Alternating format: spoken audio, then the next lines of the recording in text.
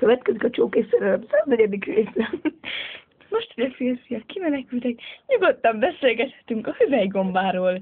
Ön tudta, hogy 10 nőből 9-nek van hüvelye? És mi van azon az egyel? Az meg transzvestita vagy. Hetero.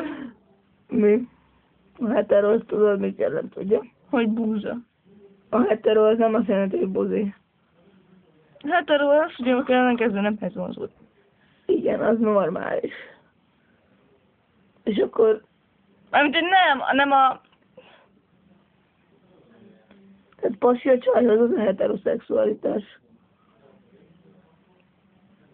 Igen, na, jó. A homoszexualitás az...